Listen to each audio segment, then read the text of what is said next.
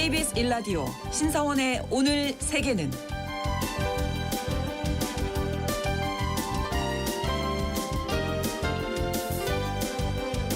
안녕하십니까. 아나운서 신성원입니다. 두 진영으로 갈라진 미국 사회의 단면이 지난 주말 그대로 드러났습니다. 수도 워싱턴 DC에서 열린 미 육군 창설 250주년 기념 열병식에는 트럼프 지지자들이 결집해서 트럼프의 79세 생일을 축하했고요. 반면 불법 이민자 단속 반대 시위가 이어지고 있는 LA를 비롯해서 미국 전역에서는 노 킹스, 즉 왕은 없다는 슬로건을 내세운 트럼프 반대 시위가 열렸습니다. 그런데 이런 진영 간 대립을 정치권에서 이용하고 있다, 이런 비판도 나오고 있는데요. 트럼프 대통령은 LA 시위 사태를 내란으로 몰고 가고 있고, 게빈 뉴섬 캘리포니아 주지사는 트럼프와 충돌하면서 자신의 대권주자 이미지를 쌓고 있다는 지적인데요. 이 내용 잠시 후 글로벌 이슈에서 자세히 짚어보겠습니다.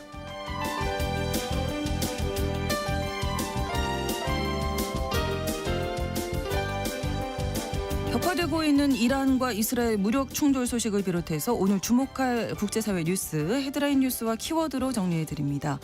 통신원 취재수첩은 태국 소식 전해드리겠습니다. 태국에서는 올가을 쿠데타가 발생할 거라는 루머가 떠돌고 있다고 하는데요. 왜 이런 이야기가 나오는 건지 통신원 연결해서 알아봅니다.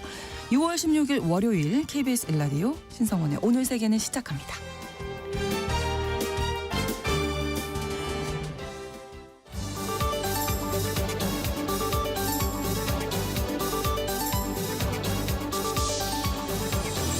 오늘 세계는 헤드라인 뉴스. 이스라엘과 이란이 사흘째 공습을 주고받으면서 충돌이 격화하고 있습니다. 이란에선 지난 금요일 이후 128명이 숨지고 900여 명이 다친 걸로 전해졌는데요. 이스라엘에서도 13명이 숨졌고 380명 이상이 부상을 입은 것으로 집계됐습니다. 한편 이란의 대리 세력인 예멘 후티 반군이 이스라엘을 향해 탄도미사일을 발사했고, 이스라엘도 이란의 추가 공습을 예고해 양측의 충돌이 전면전 양상으로 커지고 있습니다.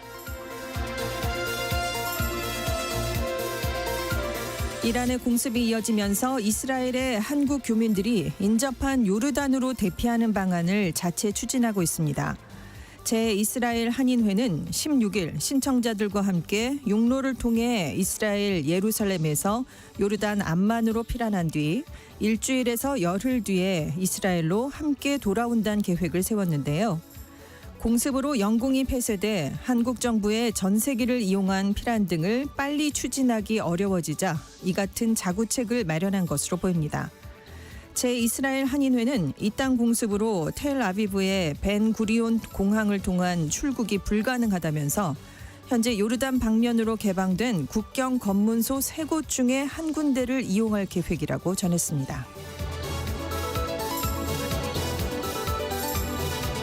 러시아와 우크라이나 간 전쟁도 갈수록 격화되고 있습니다.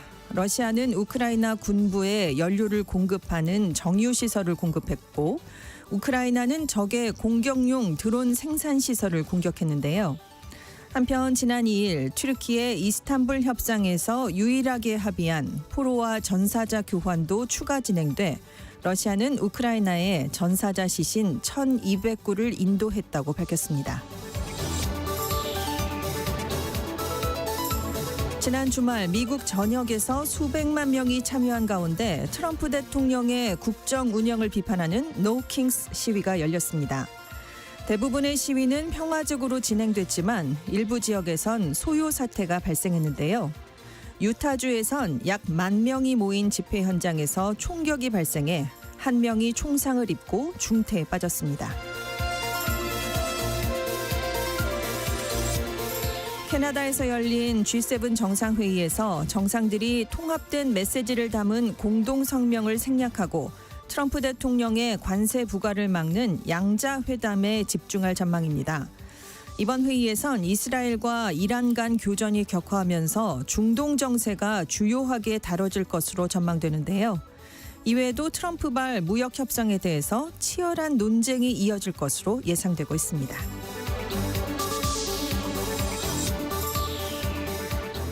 오늘의 헤드라인 뉴스 외신캐스터 전주현 씨가 전해주셨습니다. 이번에는 키워드로 정리한 국제사회 소식 살펴봅니다.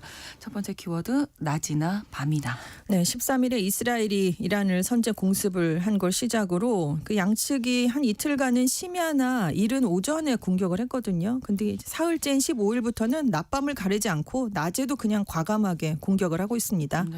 그래서 이란 테헤란 도심에서는 13일 정오와 오후 3시 반쯤에도 폭발이 일어났는데요. 현지 언론들에 따르면 테헤란 경찰청 정보부 건물이 표적이었던 것으로 알려졌습니다.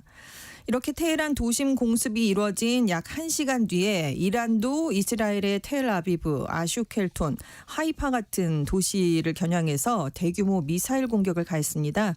이란이 이스라엘을 낮에 공격한 건 이번이 처음입니다. 네. 근데 저녁에도 공방이 또 이어졌거든요. 이란의 이슬람 혁명 수비대가 이날 저녁 이스라엘을 향해 미사일들을 발사했다면서 이스라엘 시민들을 향해서 중요 지역에 머물거나 가까이 가지 말라라는 경고를 내놨습니다. 또 이스라엘 군도 이란의 지대지 미사일과 관련된 목표물들을 공격했는데요. 이외에도 외무부 건물도 공격을 받았고요. 이스라엘이 지금 공습 범위를 핵시설과 군부에서 이제 에너지 인프라까지 확대한 상황입니다. 네, 갈등이 격화되고 있는데 한편으로 트럼프 미국 대통령이 이란의 최고 지도자죠. 하메네이를 제거하겠다 이런 이스라엘의 계획을 거부한 것으로 전해졌어요. 그렇습니다. 로이터 통신과 CNN 등이 익명의 미국 고위 관계자들을 인용해서 보도를 내놨는데요. 네. 공격이 시작된 이후인 지난 주말에 이스라엘이 이란의 하메네이 최고 지도자를 제거할 기회가 생겼다라고 미국 쪽에 연락을 해왔는데 트럼프 대통령이 반대한다는 입장을 밝혔다라고 보도를 내놨습니다. 하지만 이스라엘 측은 이런 보도는 사실이 아니다, 거짓 뉴스다 이렇게 부인을 한 상황이고요. 네. 네타냐후 총리는 미국 폭스뉴스랑 인터뷰도 했는데 이란의 정권 교체도 이번 이스라엘 군사 노력의 일부냐라고 진행자가 물었더니 두 가지 실존적인 위협인 핵 위협 또 탄도미사일 위협을 제거하기 위해서 공격을 시작했지만 이란 정권은 매우 약하기 때문에 분명히 결과가 될 수 있다 이렇게 답을 했습니다. 네. 한편 트럼프 대통령 이란과 대화하겠다는 입장을 또다시 밝혔는데요. 두 나라는 협상을 해야 하고 합의를 이룰 것이다. 곧 평화가 올 것이다. 라고 SNS에 글을 올렸습니다. 네. 이란이 이스라엘을 향해서 공격을 멈추면 이란도 보복 공격 중단할 것이다. 이렇게 타협안을 내놨는데 네. 이스라엘은 이것도 거부를 그렇습니다. 했잖아요. 아락치 이란 외무장관이요. 15일에 이런 메시지를 내놨습니다. 네. 근데 사실 이란이 선제 공격을 받았고요. 그 이스라엘보다 훨씬 큰 피해를 입었거든요. 근데 먼저 물러서는 모양새를 보였기 때문에 이 배경에 관심이 쏠릴 수밖에 없었는데요. 네. 왜냐하면 이란이 민족적 자부심이 굉장히 높은 국가이기도 하고 그렇죠. 이란 강경파는 이번 공격에 아주 강하게 반발을 하고 있기 때문에 사실 물러서기가 쉽지 않은 상황에서 나온 메시지이기 때문입니다. 그래서 이란이 먼저 물러선 건 이스라엘의 추가적인 공격을 피해서 아직은 파괴되지 않은 나탄즈 산악 깊숙한 곳에 있는 핵시설을 지키려는 전략이 아니냐 이런 분석이 나왔는데요. 네. 또 현실적으로 이란이 이스라엘과 전면전을 벌이면 이길 수 있다는 보장이 없습니다. 양국이 1600km 정도 거리가 떨어져 있어서 공중전으로 전쟁을 할 수밖에 없거든요. 근데 이번 공습에서 드러났듯 이란 방공망은 제대로 갖춰지지 못했고요. 이미 갖추고 있었던 것도 이번에 파괴됐습니다. 그렇죠. 그래서 강대강으로 맞붙기가 정말 쉽지 않은 상황이 돼버렸고요. 근데 이스라엘군이 아락치 장관이 이렇게 한 발 물러선 뒤에 이란의 무기시설 근처에 사는 민간인들에게 대피해라 이런 대피령을 내렸습니다. 추가 공세를 하겠다는 뜻인데요. 그렇죠. 그래서 충돌이 장기화될 우려가 커지고 있습니다. 이스라엘, 이란 이스라엘의 교전 사흘째 소식 전해드렸습니다. 다음 키워드는 핵 위협의 탈을 쓴 생명 연장. 네, 이스라엘이 이 미국과 이란의 핵 협상이 끝나기 전에 전격적으로 기습 공격을 했거든요. 왜 그랬을까? 이게 좀 궁금해지는데요. 핵 위협을 제거하겠다라는 게 1차적인 목표로 내세운 거지만 이걸 넘어서 이란의 정권 교체 또 네타냐후 이스라엘 총리의 정치 생명을 연장하려는 복합적인 동기가 깔려 있었다라고 로이터 통신이 분석을 했습니다. 네. 네타냐후 총리 말씀드린 것처럼 핵 위협을 제거하려고 공격했다라고 먼저 얘기를 했습니다. 그러면서 이란이 핵무기 제조가 가능한 핵 분열 물질을 며칠 내에 생산할 수 있었다. 그래서 그래서 공습이 불가피했다 이렇게 얘기를 했지만 근데 이건 국제 원자력 기구나 미국이 생각했던 시점과 굉장히 차이가 납니다. IAEA는 이란이 핵무기를 완성하기까지는 앞으로 몇 달에서 최장 1년이 걸릴 것이다 이렇게 보고 있었기 때문입니다. 그래서 일부 전문가들은 이번 공격에 미국과 이란이 벌이고 있었던 핵 협상을 방해하려는 의도도 있지 않았겠느냐 이런 분석을 내놨는데요. 이스라엘은 미국과 이란의 관계가 개선되더라도 이스라엘과 이란 사이의 긴장은 완화되지 않을 것이다. 이렇게 본다는 거죠. 그래서 20년 넘게 미국과 이란 사이에 외교가 진행되는 걸 방해해왔다라는 그런 분석입니다. 네. 그리고 이스라엘이 장기적으로 이란 체제를 전복하겠다는 뜻이 있었다. 이런 얘기도 있는데요. 왜냐하면 이 13일에 있었던 기습 공격에서 이란 군 지휘관 중에서 20명 이상이나 사망을 했습니다. 거의 네. 최고위급들이 다 사망을 했는데요. 그래서 매우 중요한 인물들이었다는 겁니다. 이란의 이 군 인사들이요. 정권을 안정시키는 데 주요한 역할을 했는데 제거를 했기 때문에 이건 이스라엘이 이란 정권 교체를 원하는 신호다. 이런 분석이 나왔고요. 네. 그리고 이스라엘 안에서는 네타냐후 총리의 개인적인 동기가 작용된 공습이다 이런 분석이 있는데요. 왜냐하면 전쟁이 끝나면 정권이 몰락할 수밖에 없는 상황입니다. 지금 네. 네타냐후 총리가 많은 사법적 재판이 걸려 있거든요. 그래서 권력을 내려놓으면 굉장히 자기 신상에 변화가 생길 수밖에 없으니까 그래서 공격을 이어갔다라는 분석이고요. 과연 이번 공격 이후에 그럼 이란이 어느 정도까지 대응을 할 것이냐 이 엇갈린 전망이 지금 나오고 있는데 네. 이란이 궁지에 몰렸으니까 핵무기 개발에 더 전력할 것이다. 이런 예측이 있는 반면 공격력이 많이 떨어졌기 때문에 결국 미국과의 협상에 나설 수밖에 없을 것이다. 이런 관측이 엇갈리고 있습니다. 네.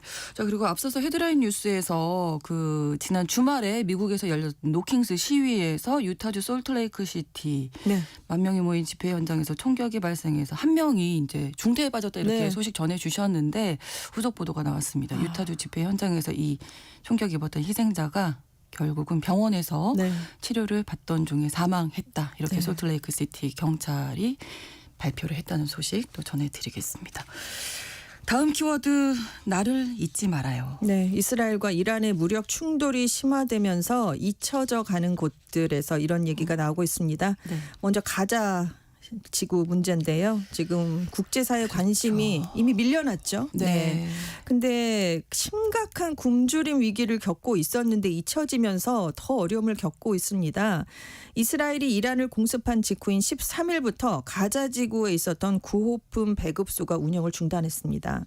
지금 현지에서 25kg짜리 밀가루 한 포대 가격이요. $350 우리 돈으로 48만 원에 달하고 있다고 합니다. 네. 주민들이 식량을 구하기가 어려운데 지금 그러네요. 구호품도 배급되지 않는다는 얘긴데요.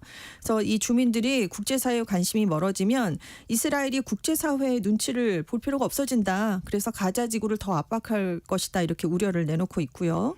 그리고 이란 문제 해결을 이스라엘이 우선시하면 가자 지구 휴전 협상은 더 밀리지 않겠느냐 이런 얘기도 나오고 있는데요. 네. 지금 양측의 의견 차이를 좁히고 휴전 협상을 체결하려면 국제사회가 중재를 좀 해줘야 되는데 지금 국제사회의 초점은 다 이스라엘 이란 쪽에 가 있으니까 네. 후선 순위로 밀릴 수밖에 없다는 거고요. 네. 그리고 가디언이 가자지구 전쟁을 두고 이스라엘을 비판하던 국가들도 이스라엘 국민이 이란 미사일에 피해를 보는 상황에서 비판의 목소리를 내기가 좀 어려워지게 될 수밖에 없다 이런 지적을 내놨습니다. 그리고 또 한 곳이 있습니다. 우크라이나인데요. 그렇죠. 네, 이스라엘과 이란 충돌이 중동 지역의 불안정으로 더 크게 확산이 된다면 우크라이나로 가야 할 서방의 지원이 또 줄어들 수 있기 때문입니다. 그래서 젤렌스키 우크라이나 대통령이요. 실제로 이란산 드론 격추를 위해서 미국이 우크라이나에 주기로 했던 방공미사일 2만 기가 이스라엘을 위해 재배치됐다.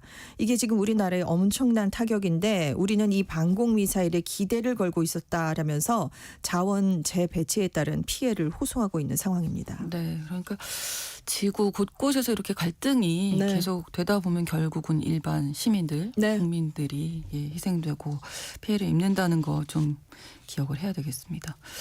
다음 키워드 흩어져야 산다. 뭉쳐야 사는 게 아니고요. 네. 지금 흩어져야 살겠다면서 각자 도생을 하는 그곳은 주요 7개국 G7 정상회의가 열리는 캐나다입니다. 네. 트럼프 미국 대통령이 가기로 했거든요. 재집권 이후 첫 번째로 다자간 정상외교에 참석을 하게 되는 건데요. 특히 이번 회의는 이란의 핵시설과 군사기지에 대한 이스라엘의 선제 공습 이후에 이루어졌기 때문에 지금 이스라엘 이란과의 분쟁에 대해서 트럼프 대통령이 과연 동맹국 정상들에게 어떤 메시지를 내놓을 것인지 어떤 해법을 모색할지가 최대 관전 포인트로 떠올랐습니다. 네. 그리고 또 다른 이유, 이 일이 있기 전까지는 이게 최우선순위였는데요. 미국의 상호관세 유예가 지금 한 달도 채 남지 않은 상황이거든요. 근데 G7 회원국 중에 미국과 무역 합의를 마친 나라는 영국밖에 없습니다. 다른 나라는 여전히 협상을 진행하고 있는데요. 이 상호관세의 유예 시한이 7월 8일입니다. 앞으로 한 달이 안 남아서 지금 이번 회의에서 과연 관세 유예와 그 협상 기한이 연장될지가 주목이 되고 있는데 그래서 트럼프 대통령이 출국하기 전에요. 이번 회의에서 몇몇 새로운 무역 합의를 이룰 수 있다고 생각한다. 또 이렇게 얘기를 하기도 했습니다. 네. AP통신은 G7 정상들이 이 트럼프 대통령의 관세 부과 계획을 막기 위한 양자회담 쪽에 집중을 하고 있다. 그래서 이번 회의에서는 통합된 메시지보다는 분산된 대화가 이루어질 가능성이 있다. 이렇게 보도를 내놨는데요. 여기에 트럼프 대통령이 캐나다를 미국의 51번째 주로 만들겠다 이런 얘기를 했지 않습니까? 네. 그런데 캐나다에 가는 겁니다. 그래서 네. 이게 분위기가 안 좋을 것 같아요. 지금 굉장히 극렬한 시위나 집회가 발생할 것으로 전망이 되는데 어떤 사태가 펼쳐질지도 지금 지켜봐야 될 사안이고 네. 지금 여전히 교착 상태인 러시아와 우크라이나 간 휴전 협상 문제에 대한 발언도 어떻게 나올지가 관심인데 네. 일단 젤렌스키 대통령이 참석할 것 같습니다. 그래서 트럼프 대통령과 또 1대1로 만날 것인가 이것도 좀 지켜봐야 될 문제가 됐습니다. 네. 또 다음 키워드입니다. 지구 방어 공중 훈련. 대형 소행성이요. 2032년에 달과 충돌할 가능성이 예전보다 좀 커졌습니다. 오. 그래서 지금 천문학계가 주목을 하고 있는데요. 네. 미국 항공우주국이죠. 나사가 5일자로 공식 블로그를 통해서 제임스 웹 우주망원경이 지난달에 포착한 소행성 2024 YR4의 새로운 데이터를 공개했습니다. 근데 이걸 봤더니 이 소행성이요. 2032년 12월 22일에 달과 충돌할 확률이 4.3%로 높아진 것으로 나타났습니다. 이 소행성이 작년 12월에 처음 포착이 됐어요. 지름이 40에서 90m로 10층 건물 크기로 추정이 되는 상당히 좀 그래도 사이즈가 있습니다. 네네. 근데 최초에 발견했을 때는 이 소행성이 지구랑 충돌할 확률이 1.3%다 이래서 긴장을 좀 높였는데요. 그러다가 2월에 3.1%까지 올라서 나사가 충돌 위험 추정 목록 행성에 이름을 올리기도 했습니다. 네. 그래서 관측 역사상 가장 위험한 소행성 이런 별명이 붙기도 했는데 그렇군요. 다만 이후에 정밀 분석을 해봤더니 지구랑 충돌할 가능성은 사실상 없는 것으로 지금은 떨어진 상황입니다. 네. 대신에 달과 충돌할 가능성이 커진 거예요. 그래서 2032년 위치 예측 정확도가 이제 20%나 향상된 상황에서 다시 살펴봤더니 충돌 가능성이 커졌다는 건데 과학자들이 이 소행성과 달의 충돌에 좀 관심을 보이는 이유는 네. 지구에는 위협이 되지 않지만 그 뭐 초기 탐지나 위험 분석 뭐 이런 것까지 행성 방어 전략을 세우는데 그걸 연습할 수 있는 기회가 될 수 있기 때문입니다. 네, 네. 일단 나사는 달이 충격을 받더라도 달이 지구를 도는 궤도에는 영향을 주지 않는다 이런 입장인데요. 네. 하지만 인류의 가장 가까운 우주 천체에 실제로 충돌이 일어나면 어떤 어떤 일이 파정이 일어날지는 모르죠. 우리가 실제로 알 수는 없는 거죠. 네. 더군다나 이 소행성을 이루는 물질이나 중량에 대한 구체적인 정보가 없습니다. 그래서 일단 추정을 해 보면은 이 소행성이 TNT 폭탄 7.8 메가톤급의 에너지를 방출할 걸로 보이는데 네. 이게 2차 대전 때 히로시마에 투하됐던 핵폭탄의 520배에 해당하는 위력이라고 합니다. 엄청나군요. 이 소행성이 태양의 궤도를 돌고 있습니다. 지구에서 관측이 좀 어려워요. 2028년까지는 인류가 다시 볼 수 없는데 지금 2032년에 충돌할 수도 있다라는 거니까 나사가 계속해서 이 행성을 지켜보고 있는 상황입니다. 네. 그런 일은 없었으면 그렇죠. 어떤 일이 일어날지 알 수가 없으니까요. 그러니까요. 너무 불안한데요. 네. 다음 키워드 에어포트 에어 조심. 네, 공항에서 쉽게 볼 수 있는 스마트폰을 충전할 수 있는 무료 USB 포트를 이용하다가 네. 해킹을 당할 수 있다라고 미국 당국이 경고했습니다. 아 그래요? 미국 교통안전청이 최근 공항에서는 휴대폰을 USB 포트에 직접 연결하지 마세요라는 공익 메시지를 올렸는데요. 네. 이 해커들이 이른바 주스 포트 재킹이라고 불리는 수법을 쓴답니다. 이 USB 포트에 악성 코드를 설치해놨다가 이 기기를 누가 꽂으면 그걸 인질로 삼거나 비밀번호를 훔쳐갈 수 있다라는 건데요. 그러니까 아예 규격 전원 어댑터나 배터리 팩을 가져와서 충전하는 게 훨씬 안전하다라고 지금 미국 당국은 권장을 하고 있습니다. 네. 사실 이번에 처음 나온 얘기는 아니고요. 연방수사국, 연방통신위원회 등의 전문가들도 계속 경고를 해온 부분인데요. 네. 특히 이것 말고 암호화되지 않은 무료 공용 와이파이 사용도 위험하다라는 조언도 함께 내놨는데요. 네. 미국의 보안업체 노턴 측은 핫스팟을 통해 전송되는 데이터가 평문으로 노출이 돼서 네트워크 안에 있는 해커가 은행 정보나 로그인 정보를 가로채갈 수 있다라는 설명을 내놨습니다. 이제 공기를 통해서 이제 데이터가 전송되는데 이거를 중간에서 가져간다는 거죠. 그래서 이것도 주의를 해야 되고 최근에 범죄자들이 아예 실제로 저가 항공권을 구입을 해서 탑승 구역에 숨어든다고 합니다. 승객의 소지품이나 면세점 물품을 그래서 훔쳐가는 일도 있고요.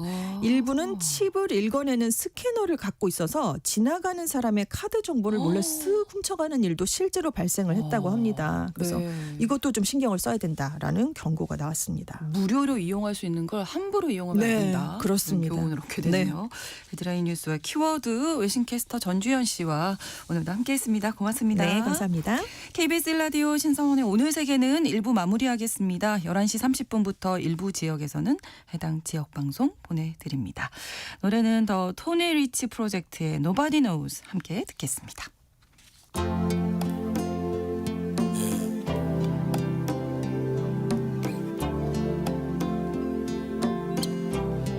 Wish I told her how I feel. Maybe she'd be here right now. But instead, I pretended I'm glad you went away. These four walls closing more every day, and I'm dying inside. And nobody knows it but me.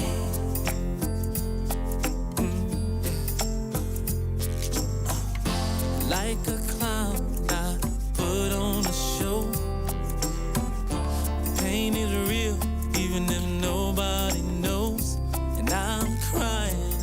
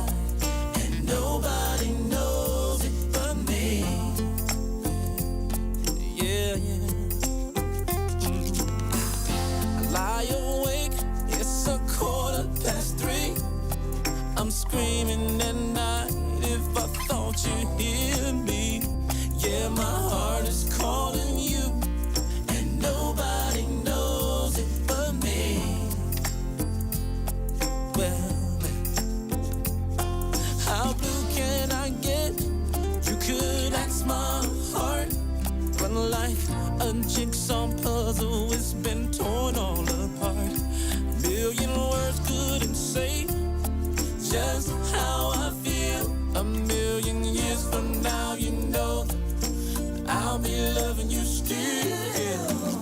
The nights are lonely, days are so sad, oh so sad. I just keep thinking about the love that we had, and I'm missing you, and nobody knows it but me. Yeah, yeah. Oh. 지금 시각은 11시 30분입니다. KBS Ladies and gentlemen. 국제사회의 다양한 뉴스를 한눈에 KBS 1라디오 신성원의 오늘 세계는 세계를 바로 보는 최소한의 투자입니다.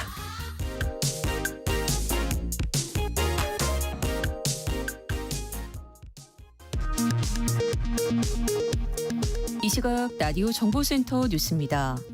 이재명 대통령이 취임 후 첫 해외 순방에 나섭니다. 이 대통령은 오늘 캐나다에서 열리는 주요 7개국 G7 정상회의에 1박 3일 일정으로 참석하기 위해 출국합니다. 내란 혐의로 구속돼 재판을 받아온 김영현 전 국방부 장관이 구속기간 만기를 앞두고 보석으로 석방돼 불구속 상태에서 재판받게 됐습니다. 재판부는 윤 대통령 측 등 관계자와 연락을 금지하는 조건을 붙였습니다. 김건희 여사 관련 의혹을 수사하는 민중기 특별검사가 특별검사보 후보자 8명을 선정했습니다. 민특검은 수사 능력과 소통, 화합을 고려했다고 말했습니다. 검찰이 건진법사 전성배 씨가 인사청탁과 관련한 불만의 문자 메시지를 보낸 김건희 여사 측 인물을 특정한 것으로 알려졌습니다. 심우정 검찰총장이 지난해 10월 김건희 여사의 주가 조작 연루 의혹 수사에 대한 최종 처분을 앞두고 김주현 당시 대통령실 민정수석과 비화폰으로 2차례 통화했다고 한겨레 신문이 보도했습니다. 심 총장은 이에 대해 사건 관련이 아니라 검찰 정책과 행정에 관한 통화로 기억한다는 입장을 밝혔습니다.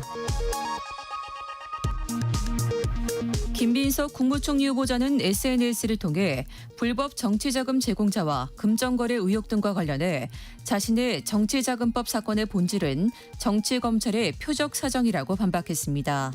또 채무 변제 과정에 어떤 불법도 없었으며 아들의 입법 활동을 대학 원서에 쓴 적도 없다고 반박했습니다. 지금까지 라디오 정보센터 뉴스 정한나였습니다.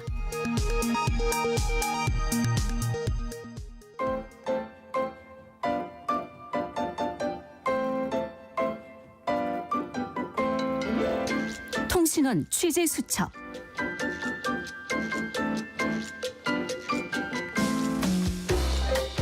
세계 곳곳에서 분쟁이 이어지고 있는데요. 태국과 캄보디아 국경에서도 문제가 발생했다고 합니다. 오늘 통신원 취재 수첩 태국 방콕의 김종민 통신원 연결해서 이 내용 살펴보겠습니다. 안녕하세요. 네, 안녕하세요. 네, 지난달에 태국과 캄보디아 국경에서 발생한 총격전으로 시작된 갈등이 계속되고 있다고요. 어떤 점이 문제였습니까? 네, 이번 사태의 원인은 태국과 캄보디아 사이에 오랫동안 이어지고 있는 영토 분쟁입니다. 네. 이 중심에 프레야비히어라는 고찰이 있습니다. 이곳은 태국 북동부와 캄보디아 국경이 맞닿은 곳에 위치하고 있는데 네. 1960년경부터 양쪽에서 사찰의 소유권을 주장하고 나섰습니다. 프레야비히어 사원은 힌두교의 시바신을 위해 만들어진 크메르 사원으로 네. 이후 태국 측에서 불교 사원으로 전환시킨 사찰입니다. 1962년 국제분쟁위원회에서는 캄보디아의 손을 들어주었습니다. 네. 하지만 이후에도 다양한 마찰이 있었습니다. 이 사찰은 절벽 위에 있는데 사찰의 입구가 태국 쪽에 있습니다.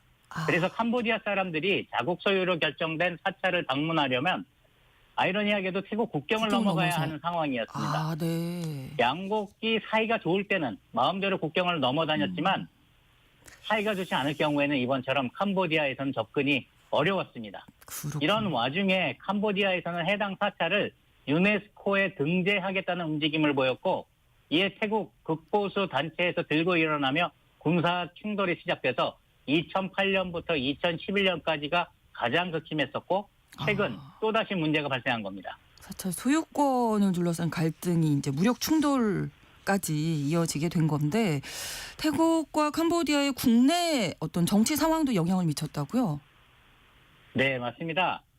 캄보디아 훈센 총리는 아들 훈 마넷에게 자리를 물려줬지만 아직은 그 자리를 제대로 잡지 못하고 있어서 뭔가 리더십을 발휘하고 증명해야 할 계기가 필요하고요. 네. 태국에서는 현 패통탄 총리와 그 아버지 탁신 전 총리에 대한 비판을 덮기 위한 이슈가 필요한 상황입니다. 아, 탁신 전 총리의 경우 해외에서 귀국해 돌아와 벌을 받았어야 했는데 온갖 특혜와 배려로 단 하루도 감옥에 가지 않았습니다. 네. 그를 비판하는 세력에서는 이 문제를 다시금 끄집어내서 이를 감옥으로 보내려고 하고 있는데요.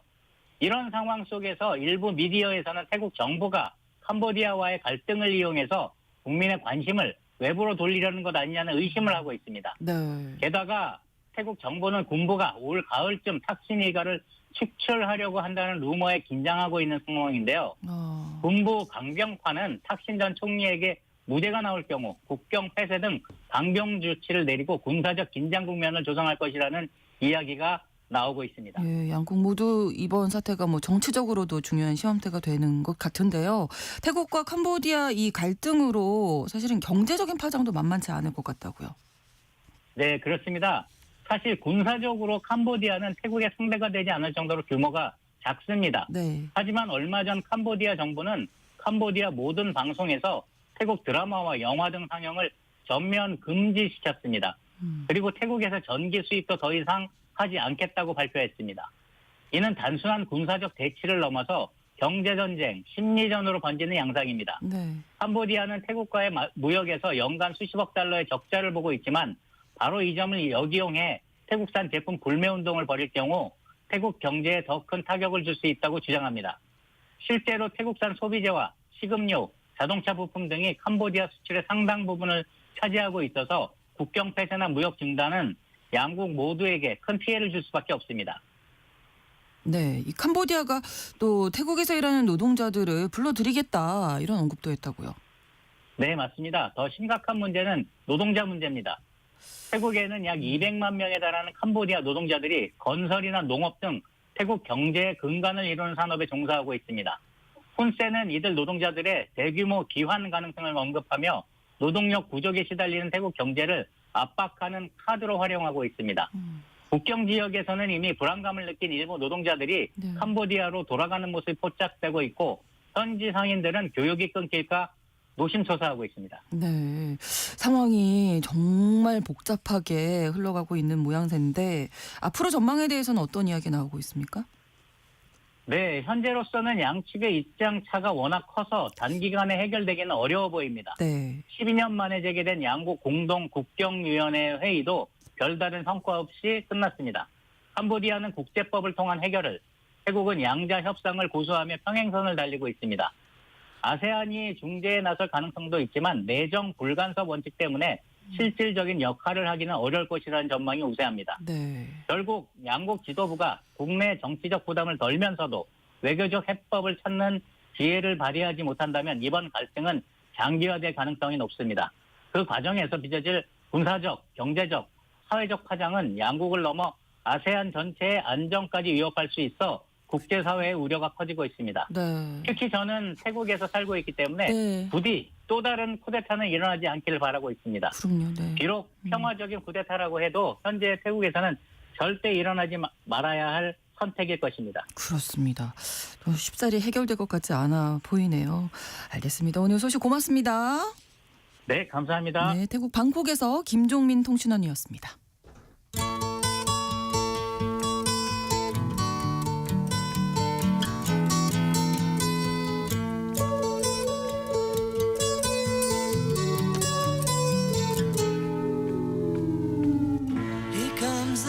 미국 로스앤젤레스에서 불법 이민자 단속에 반발하는 시위가 이어지고 있는 가운데 해병대 병력까지 투입됐습니다.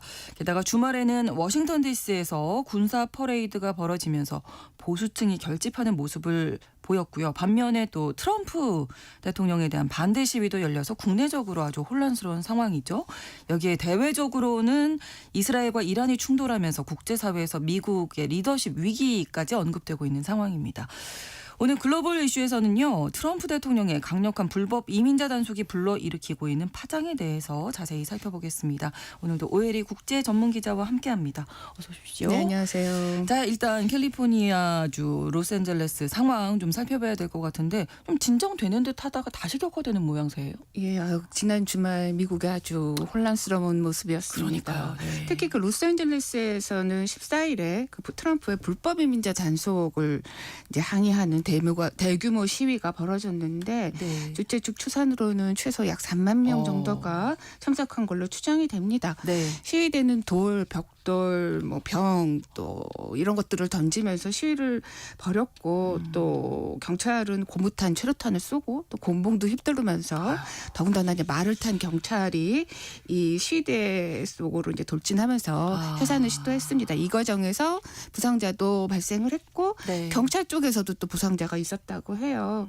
이런 상황은 오후 8시에 통행 금지가 시작이 됐는데 그러면서 네. 이제 일단은 정리되기는 했습니다. 네. 근데 말씀하신 대로 이날 처음으로 로스앤젤레스에서 해병대원 약 200여 명이 투입이 돼서 또 시위대하고 뭐 직접적인 충돌은 없었지만 좀 험악한 분위기가 조성되기도 했습니다. 네. 캘리포니아주 외 다른 주에서도 지금 시위가 벌어지는 예, 거죠? 같은 날 뭐 전국적으로 시위가 있었습니다. 노킹스 시위 벌어졌는데 50개 주에 약 2천여 곳에서 동시다발로 시위가 있었는데 네. 최소 수백만 명이 참여한 걸로 알려지고 있습니다. 대부분은 평화적인 시위였는데 로스앤젤레스 등 좀 일부 지역에서는 이렇게 좀 충돌이 있었습니다. 네. 또 총격사고가 일어나서 한 명이 사망하기도 했습니다.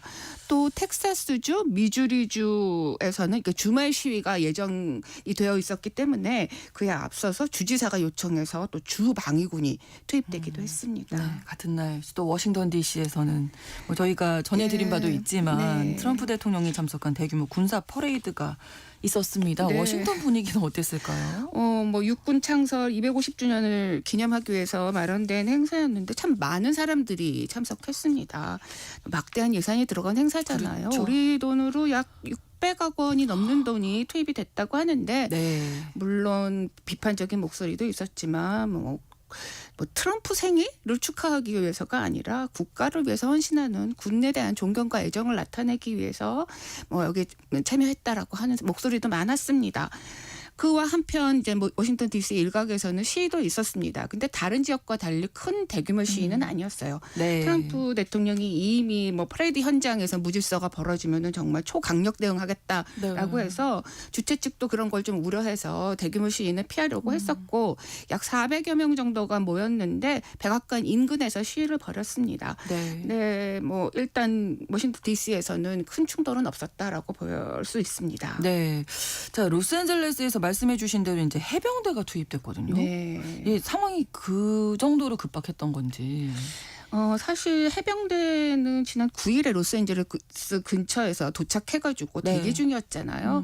그러면 주방위군은 투입이 됐는데 그러면 그 이후에 해병대가 투입될 정도로 상황이 급격하게 악화됐느냐라고 하면 그렇게 볼 수는 없지만 네. 어쨌든 주말에 시위가 크게 일어날 것으로 예상이 됐었고 또 주방위군을 좀 지원하는 차원에서 해병대원들이 투입이 됐습니다. 네. 약 200여 명이 그 윌셔 연방청사라고 연방 건물을 보호하는 임무에 투입이 돼서 네. 주 방위군을 지원을 했습니다. 현재 그 로스앤젤레스에 있는 해병대원은 약 700명인데 네. 1차적으로 200명이 200명. 투입이 됐고 네. 이 뭐 태스크포스 5일 사령관은 상황을 봐서 더 뭐 나머지 인원도 투입할 수 있다 이렇게 말을 했더라고요. 근데 이 건물 안에는 뭐 연방 경찰국, FBI 또 미국 여권 사무국 이런 연방 조직과 관련된 이런 조직 그 이제 사무소들이 있는 곳이어서 좀 중요한 의미를 갖고 있기는 했습니다. 네. 어쨌든 병력이 미국 내 이거는 시위 현장에 투입되는 건 매우 이례적이잖아요. 그렇죠. 네. 특히 로스앤젤레스에서는 1992년 로드니킹 사건으로 LA 폭동이 벌어진 네. 이후에 처음인데 그렇게 되니까 굉장히 이례적인 거고 어쨌든 뭐 개빈 뉴섬 캘리포니아 주지사가 병력 투입에 반대했지만 강행이 됐습니다. 네. 사실 그 주방위군이 투입될 때도 주지사 동의가 없었다. 그래서 이제 법적 논란이 있었잖아요. 네. 그러면 연방 군대 이 병력이 투입된 데에 대해서는 법적 근거가 있는 건가요? 그럼 있습니다. 뭐 이 대통령으로서 발휘할 네. 수 있는 권한이기 때문에 불법은 아닙니다. 해방대 투입의 법적 근거는 1807년에 제정된 내란법인데 비상 상황이 발생하고 또 국내 치안을 위해서 대통령이 필요하다고 생각될 때는 네. 이 군을 투입할 수는 있습니다. 뭐 따라서 이제 결과적으로 트럼프 대통령은 이 내란법 발동을 통해서 이번에 이 LA 시위 사태에 해병대를 투입했기 때문에 이 시위 사태를 내란으로 규정할 수 있게 된 걸로 보여집니다. 또 더군다나 네. 말씀하신 대로 그 주방위군 투입을 관련해서도 법적 논란이 많았는데 네. 지난 13일에 그 연방 항소법원이 일단 1심에서 안 된다라고 했던 거를 이제 효력 중지 명령을 내렸잖아요. 네. 여러 가지로 이런 뭐 상황도 좀 정리가 됐기 때문에 이렇게 투입이 가능해지지 않았나라고 생각이 듭니다. 네. 어쨌든 대대적으로 불법 이민자 단속에 지금 나서고 있는데 트럼프 대통령이 그 이유는 어떤 걸까요?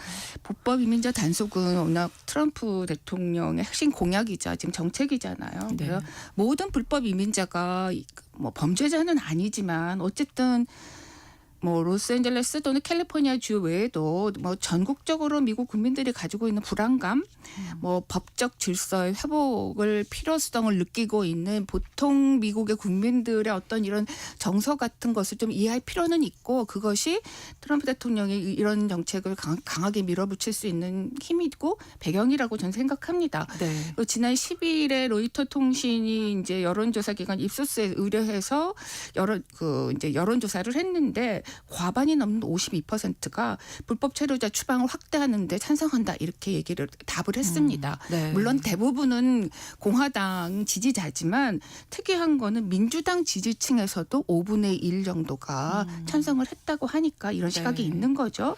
또 로스앤젤레스 시위가 도가 넘어서고 있다 이런 것에 대해서도 응답 46%가 지지를 했고 다만 이제 트럼프 대통령의 독선적인 태도 막 이렇게 개빈 뉴섬 이 캘리포니아 주지사를 체포하겠다 뭐 이렇게 했던 얘기한 거에 대해서는 좀 부정적인 평가가 많았지만 네. 어쨌든 이 불법 이민자들의 문제에 대한 일반 전국적인 미국 국민들의 어떤 긍정적인 시선이 트럼프 네. 대통령에게는 아마 가장 큰 그 힘이 되지고 있다라고 보여집니다. 네, 어쨌든 좀 오랜 시간 동안에 우리가 문제가 있었던 점이다 네. 이렇게 국민들이 생각한다는 건데 트럼프 대통령이 정치적 목적을 위해서 민주당의 어떻게 보면 최대 집결지잖아요, 캘리포니아주. 네. 의도적으로 좀 때리고 있다 네. 이런 주장에 대해서는 뭐 어떻게 해병대까지 보십니까? 투입하고 그러니까요. 있는 거는 하여튼 트럼프 대통령이 가장 원하던 상황이다. 결국은 민주당과 캘리포니아 주정부가 트럼프의 어떤 그런 의도에 휘말리고 있다. 이런 지적들도 많이 나오고 있잖아요. 근데 좀 그 배경을 좀 이해하기 위해서는 캘리포니아주가 가지고 있는 네. 그 어떤 특수한 면에 대해서도 좀 이해를 할 필요가 있는 것 같아요. 네, 네. 캘리포니아주 또는 뭐 이스트 코스트, 웨스트 코스트라고 할 때 뉴욕도 이제 민주당의 최대 거점인데 그렇죠. 이 두 곳이 미국의 일반적인 정서와 많이 다르다라고 하는 거는 우리가 익히 알고 있고 그런 점에 대해서는 많이 지적이 되고 있습니다. 네. 중도 성향의 미국 국민들 중에서도 캘리포니아 주의 일부 정책에 대해서 지나치다라고 생각하는 면이 분명히 있어요. 네. 불법 이민 문제, 특히 캘리포니아 같은 경우에는 물론 이민과 깊이 역사적으로나 경제적으로 뿌리를 갖고 있는 주의라는 특성이 있긴 하지만 불법 이민자 단속에 소극적이고 노숙조를 사실상 방치하고 또 소매점 절도를 사실상 허용하기도 하고 이런 거에 대해서 문제가 많다라고 하는 지적은 많이 나왔었잖아요. 네. 뭐 최근에는 개빈 뉴섬 주지사가 이 소매점 절도 이거 과거처럼 지금 너무 허용했던 거에 대해서 좀 조금은 강력하게 대응하고 있기 때문에 조금 상황이 달라지기는 합니다. 네. 그리고 또 지난해 캘리포니아 주가 미국에선 처음으로 트랜스젠더 학생이 어떤 성 정체성을 변경한 거를 부모에게 알리지 않아도 된다라고 하는 이런 거를 도입해서 정말 뜨거운 논란이 있었고 너무 과하다. 일반적인 미국의 정서하고는 좀 다르다라고 하는 것들에 대해서 지적이 많았습니다. 그런 면에서 트럼프에게 이런 일반 시민들이 갖고 있는 캘리포니아주에 대한 어떤 이런 조금 부정적이고 회의적인 시선이 네. 가장 원하던 그런 면이 된 것이 사실이고요. 네. 특히 내부의 적으로 규정하고 있는 어떤 그런 면, 또 최근 들어서는 뭐 하버드 대학이라든지 이런 진보 이념과의 싸움을 하고 있는데 네. 그런 면에서도 이 캘리포니아주를 강하게 나가고 있는 일맥상통한다고 생각합니다. 특히 14일에 워싱턴에서는 정말 질서정연한 군의 퍼레이드에 환호하는 국민들의 모습을 보이는 그 방송 화면과 또 한쪽에서는 막 폭력적인 시위가 벌어지고 있는 이런 모습은 트럼프 대통령이 정말 가장 원하던 그림이지 않았을까라는 생각이 드는데 네. 어쨌든 뭐 이런 면 때문에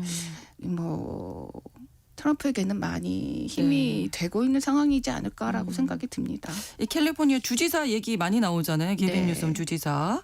최근에 자주 뉴스에 나와서 네. 그런지 트럼프의 대항마로 급부상하고 있다면서요. 근데 사실 그런 면이 있습니다. 네. 사실 지난해 대선 과정에서도 민주당의 주요 이제 그렇죠. 후보로 꼽혔지만 네. 사실 전국구 인사로 이번에 정말 떠오르고 있는 것 같아요. 그런데 뉴섬은 샌프란시스코 시장을 지내고 이제 주지사를 또 지금 역임하고 있는데 사실 민주당의 대표적인 진보 아이콘입니다. 최근에는 조금 외연을 확장하려는 어떤 중도 보수층도 끌어들이려고 하는 그런 모습을 가지고 있지만 어쨌든 이번 이 트럼프가 정면 대결을 하면서 네. 어떤 대항마로 좀 부상하고 있는 건 사실이에요. 그렇지만 사실은 이 문제가 불법 이민자 문제를 둘러싼 갈등, 혼란 이런 게 장기화되면은 뉴섬 주지사나 민주당에게도 결코 바람직한 상황은 아닐 거라는 생각이 듭니다. 네. 왜냐하면 말씀드렸지만 불법 이민 문제에 대해서 이렇게 법적 질서를 회복해야 한다라는 문제는 사실 캘리포니아 주뿐만 아니라 전국적인 미국의 국가적인 차원의 문제인데 이것에 대해서 어떤 해결하라는 모습을 보이지 않을 경우에는 그렇죠. 분명히 이거는 상당한 민주당과 게빈 뉴섬 주지사에게도 부담이 갈 수밖에 없는 사안이다라고 이렇게 보여집니다. 네, 그렇습니다. 또 미네소타주에서 주 의원 피살 사건이 벌어졌는데 네. 이에 대한 수사는 지금 어떻게 진행되고 있습니까? 사실 정치적으로? 미국에서는 굉장히 충격적으로 받아들이고 그렇죠. 있는 사안인데 네. 사실 저는 지난해 대선 과정을 보면서 예견됐던 사안이 아닐까라는 생각이 듭니다. 지금 네. 민주당의 주 의원 1명의 부부하고 네. 또 다른 이제 주 의원의 부부가 한쪽은 사망을 하고 2명이 사망하고 이 피격받았던 또 다른 2명은 이제 목숨을 겨우 이제 부지할 수는 있었는데 아직 범인이 잡히고 있지는 않습니다. 근데 용의자가 벤스 보엘터라고 하는 50대 후반의 남성인데 네. 현재 수사를 하고 있지만 아직 체포됐다라고 하는 뉴스는 전해지지 않고 있습니다.